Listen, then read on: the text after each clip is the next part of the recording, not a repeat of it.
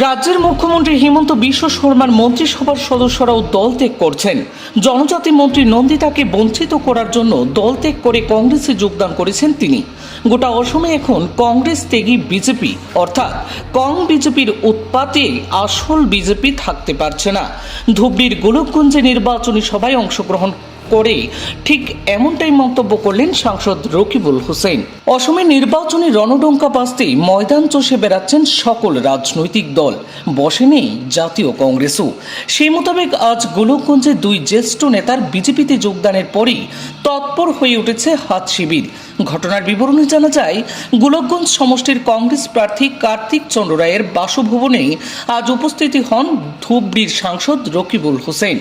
সেখানে প্রার্থী কার্তিক চন্দ্র রায়ের বাড়িতে একটি কর্মী সভার আয়োজন করা হয়।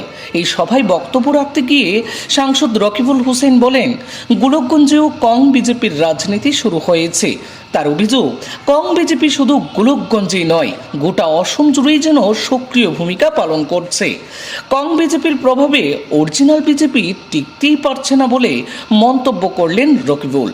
তিনি বুঝাতে চাইলেন যে কংগ্রেসের থেকে বিজেপিতে ভিড়ছেন এমন বিজেপি নেতৃত্বদের কারণেই চাপে পড়ছেন আসল বিজেপিরা। এছাড়াও তিনি বলেন, মুখ্যমন্ত্রী হিমন্ত বিশ্ব শর্মা রাজ্যে সিন্ডিকেট রাজ কায়েম করে রেখেছেন।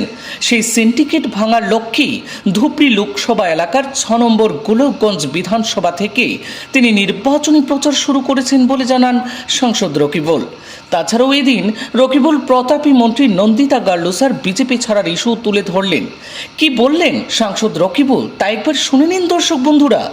মই অসমৰ কথা কৈছোঁ। হিমন্ত বিশ্ব শৰ্মা প্ৰতাপী মন্ত্ৰী, দপদপাই থকা মন্ত্ৰীসভাৰ এগৰাকী জনজাতি মন্ত্ৰীক ডিপ্ৰাইভ কৰাৰ কাৰণে বহুদিন বাট চাই থকাৰ পিছত তেওঁৰ মন্ত্ৰীসভাৰ পৰা পদত্যাগ কৰি কংগ্ৰেছৰ প্ৰাৰ্থী হৈছে। সেইটোৱে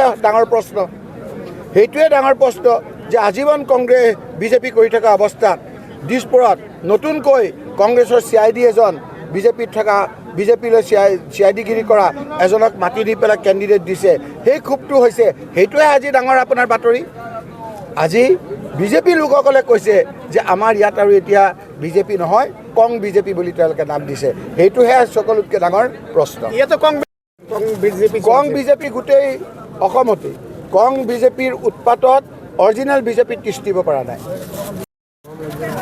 হিমন্ত বিশ্ব শৰ্মাই য'ত সিন্ডিকেটৰ কাৰণে বিখ্যাত কৰি ৰাখিছিল, আমি সিন্ডিকেট ৰাজ শেষ কৰিবৰ কাৰণে ধুবড়ি লোকসভা সমষ্টিৰ অন্তৰ্গত প্ৰথম আমি প্ৰচাৰ আৰম্ভ কৰিছোঁ।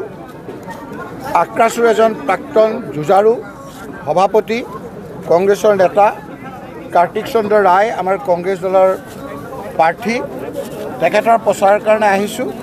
আৰু সকলোৱে সংকল্প লৈছে যে ইয়াত মুষ্টিমেয় কেইজনমান মানুহে সিন্ডিকেট কৰি আমাৰ ইয়াত গোটেই গোলকগঞ্জৰ বদনাম কৰিছে। আমি সেইসকলক এইবাৰ পুতক তুলিম।